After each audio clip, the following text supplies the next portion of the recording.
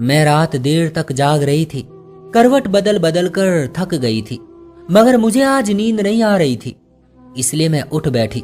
तभी मुझे बाहर कदमों की चाप सुनाई दी।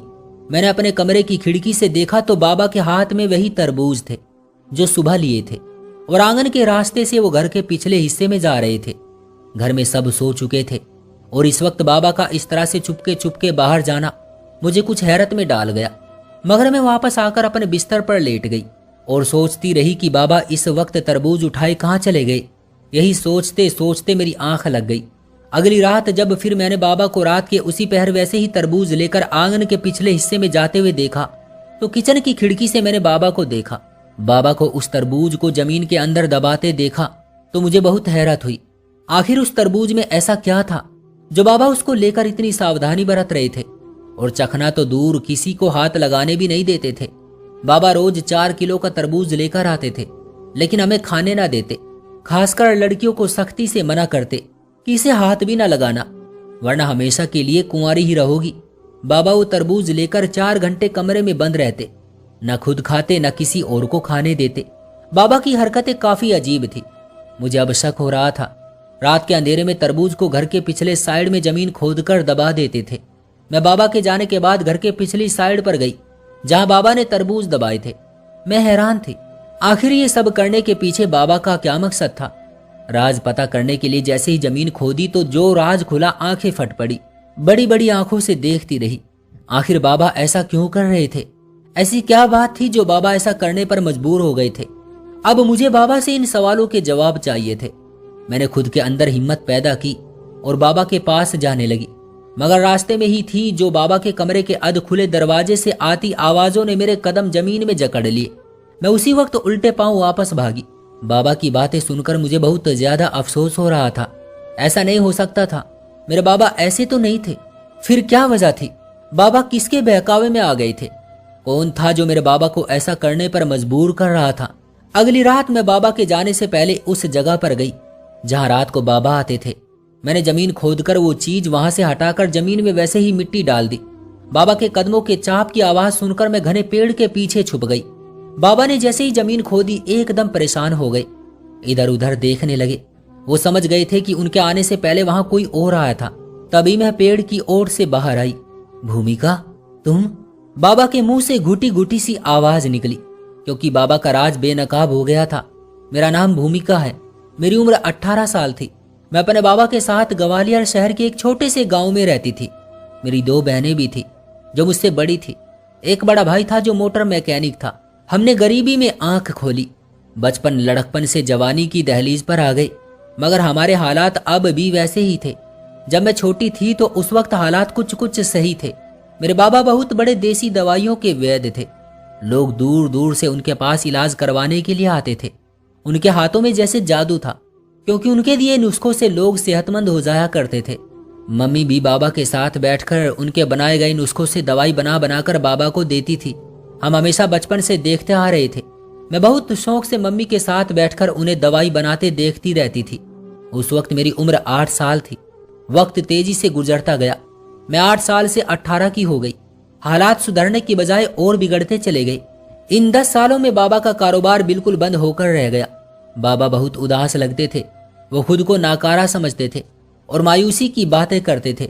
मम्मी उन्हें दिलासा देती कि आप परेशान ना हो, आपका काम फिर पहले जैसा चलने लगेगा। तब बाबा उदासी भरे अंदाज में बोलते, दुनिया बहुत तेजी से तरक्की कर रही है। अब हर गली में डॉक्टर पाए जाते हैं। अब देसी जड़ी बूटियों से बनी दवाइयों को कोई खास नहीं पूछता। वैद्य को धोखेबाज समझा जाता है। फिर भी इक्का दुक्का लोग भूले भटके से बाबा के पास आ जाते थे और नुस्खे लेकर जाते थे। बाबा बहुत परेशान रहने लगे थे। उनको और कोई काम नहीं आता था। पढ़े लिखे भी नहीं थे। कभी बाबा मम्मी से बोलते थे, ऐसा नहीं है कि वैद्यों का दौर खत्म हो गया है, अब भी दूसरे वैद्यों के पास लोगों का तांता बंधा है। इतनी भीड़ होती है कि मैं देखकर हैरान रह जाता हूँ। जवाब में मम्मी पूछती तो, वैद्य जी, फिर आपके पास लोग क्यों नहीं आते? आपके हाथ में तो बहुत आराम है। शारदा, हम ठहरे नरम दिल लोग। हम लोगों को बेवकूफ नहीं बनाते हैं, गलत काम नहीं करते हैं, वरना लोग पैसे के लालच में बहुत गिर जाते हैं और सही इलाज की पहचान भूलकर तरह तरह के नुस्खे बनाते हैं, चाहे उनसे किसी का फायदा हो या नुकसान हो। बाबा उदास होकर ऐसा बोलते थे। कभी कभी मैं बाबा को समझाती कि बाबा आप उदास मत हो, इस महंगाई के दौर में भी हम भूखे नहीं मरते।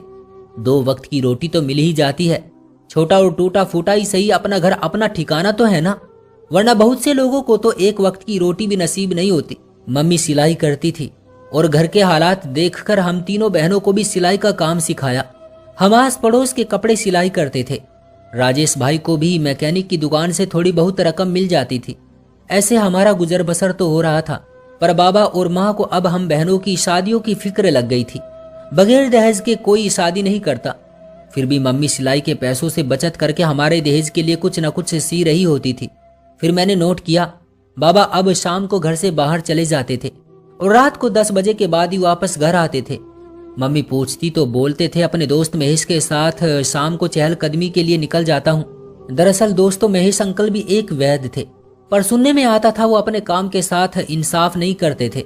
हमारे मोहल्ले में उनकी इज्जत और शोहरत इतनी अच्छी नहीं थी, मगर महेश अंकल के घर के हालात अब काफी बदल गए थे। उन्होंने अपना घर रिपेयर करवाया और पेंट करवाया था। उनके घर वाले अच्छा पहनते और अच्छा खाते थे। अब बाबा रोज 4 किलो का तरबूज लेकर घर आते।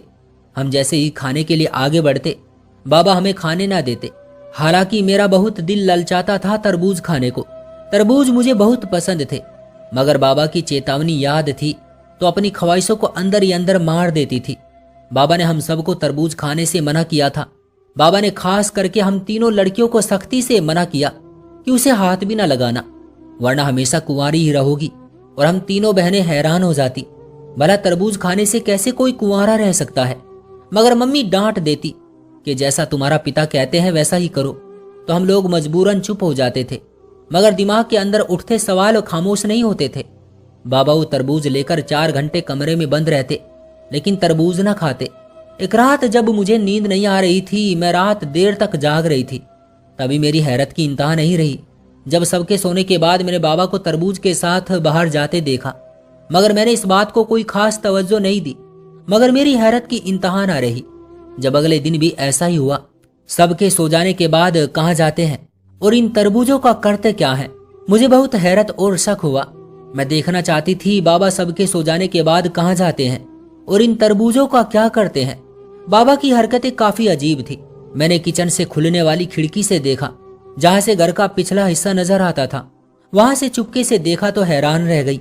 बाबा जमीन खोदकर वहां तरबूज दबा देते थे। मैं हैरान थी, आखिर ये सब करने के पीछे बाबा का क्या मकसद था। तरबूज तो खाने की चीज है, वो जमीन में क्यों दबा देते थे। ऐसे कई सवाल मेरे दिमाग में घूमते रहते थे। हर रात बाबा नए तरबूज जमीन में दबाते थे और पुराने लेकर फिर अंदर आते थे। ये सब काफी हैरान कर देने वाला था।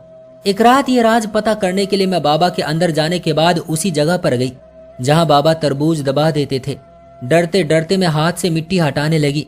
जैसे ही जमीन खोदी तो जो राज खुला, आंखें फट पड़ी, क्योंकि वहां तो तरबूज बिल्कुल काले होकर पड़े थे।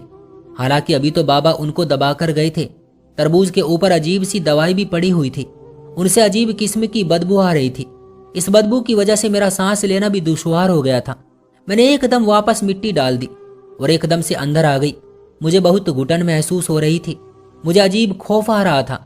बाबा ये क्या कर रहे थे, इस सब के पीछे क्या वजह थी। पहले सोचा मम्मी को सब बता दूं, मगर फिर मम्मी की डांट से डर गई। मम्मी ने अगर बाबा को बता दिया तो बाबा मुझ पर बहुत खफा होते, ये सोचकर चुप हो गई। मगर मैं सारी रात जागती रहती थी, बाबा को जाते हुए देखती थी। जाने क्यों कभी कभी मेरे दिमाग में ख्याल आता कि बाबा कोई काला जादू या किसी तरह का कोई गलत काम तो नहीं कर रहे हैं, या किसी से सीख रहे हैं, क्योंकि वैसे भी आजकल वो ज्यादातर घर से बाहर ही रहते थे। और कुछ तो था इन तरबूजों में जिनके खाने से हमें बाबा ने सख्ती से मना कर रखा था। आजकल बाबा महेश अंकल के साथ ज्यादा वक्त गुजारते थे। अब बाबा ने महेश अंकल के साथ ही दुकान पर बैठना शुरू किया था और मम्मी को बोला कि अब मैं और महेश एक साथ ही बैठकर नुस्खे बनाया करेंगे और लोगों का इलाज करेंगे। मगर मुझे लग रहा था दाल में कुछ काला है, कुछ तो गड़बड़ है, वरना इतने सालों से मैंने कभी बाबा को ऐसा करते नहीं देखा। रातों को सबसे छुपकर बाबा ने कभी ऐसा कोई काम नहीं किया। अब मैंने दिल में सोच लिया था, आज रात जब बाबा उसी जगह पर तरबूज दबाने जाएंगे तो मैं वहां छुपकर खड़ी रहूंगी और बाबा से सारे सवालों के जवाब लूंगी। बाबा को शायद लगता था ऐसा करते हुए उन्हें कोई नहीं देखता, मगर आज मैं बाबा को बता दूंगी कि मैं उनका राज जान गई हूँ। अब पूरा सच आप मुझे बताएंगे, मैं बाबा के जाने से पहले वहां गई और वो तरबूज वहां से निकाल लिया और खुद पेड़ के पीछे छुप गई। जब बाबा वहां आए तो मैं उनके सामने आ गई। मुझे इस तरह अचानक अपने सामने पाकर बाबा बौखला गई। भूमिका, तुम यहाँ क्या कर रही हो रात के इस पहर?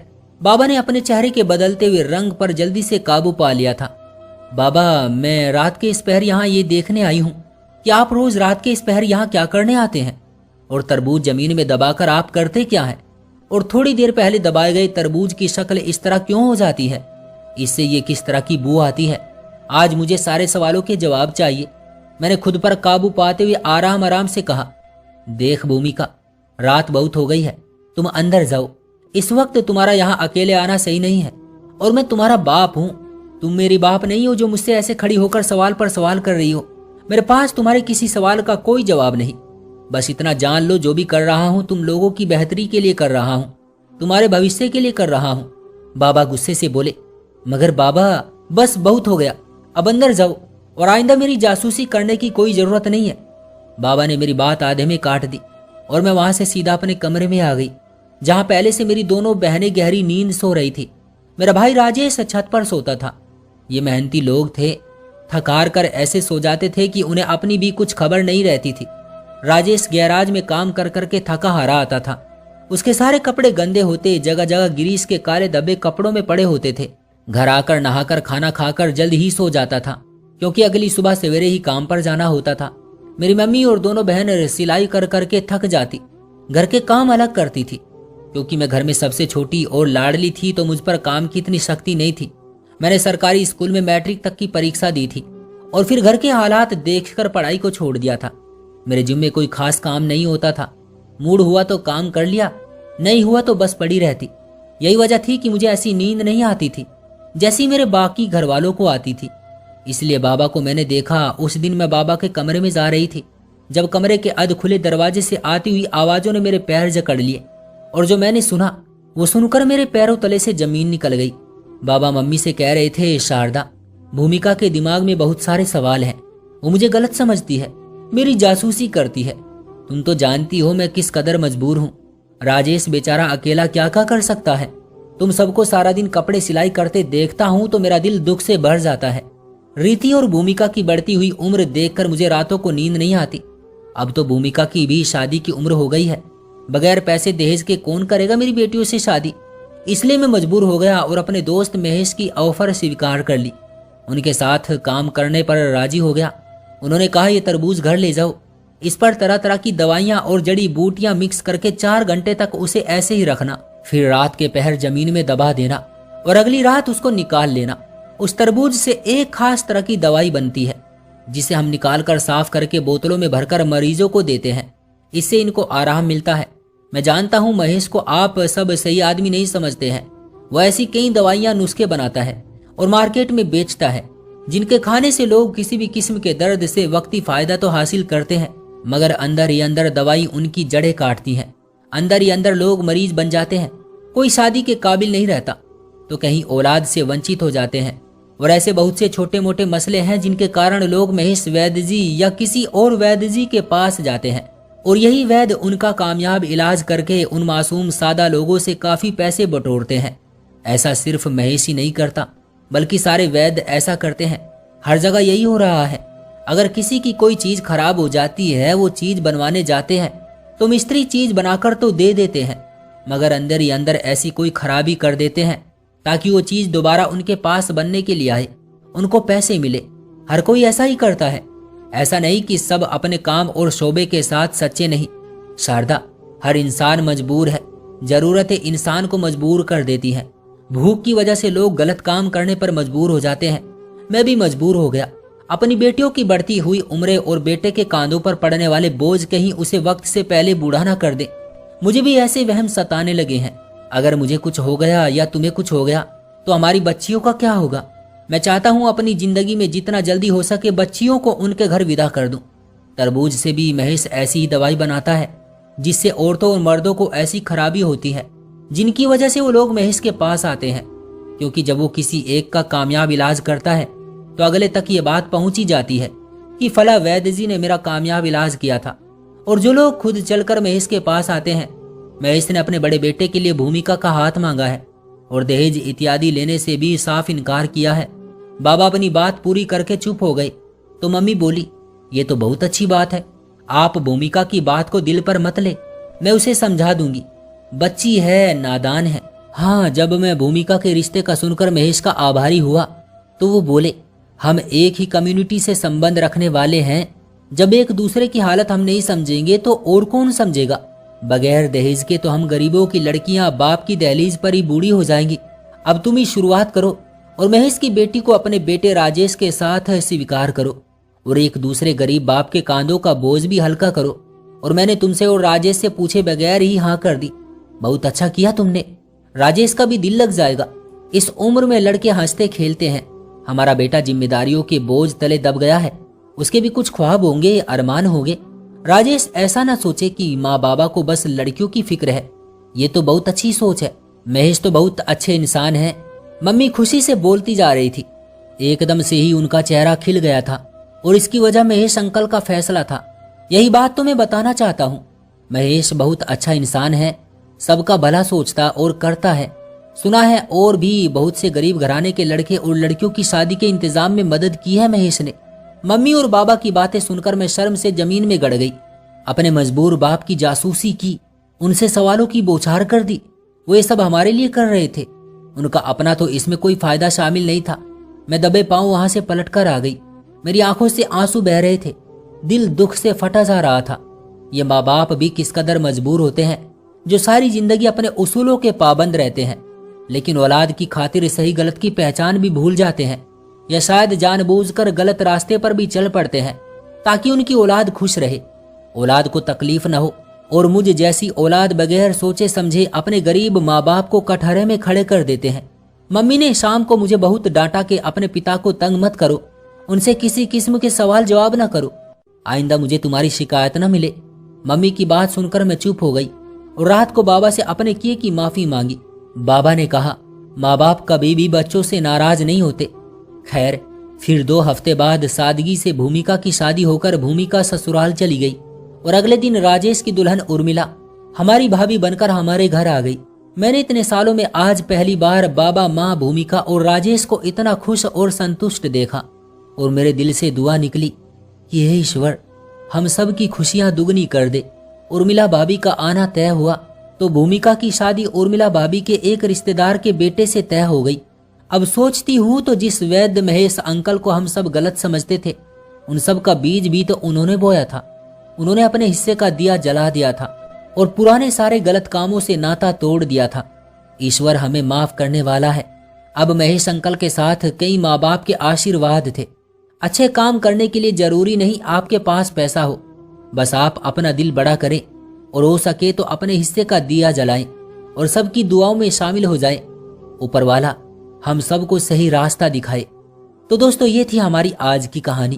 उम्मीद करते हैं कि आपको पसंद आई होगी। आपका क्या कहना है इस कहानी के बारे में कमेंट बॉक्स में हमें जरूर बताइएगा। वीडियो को लाइक कर दीजिए और चैनल को सब्सक्राइब कर लीजिएगा। मिलते हैं अगली वीडियो में, तब तक के लिए धन्यवाद।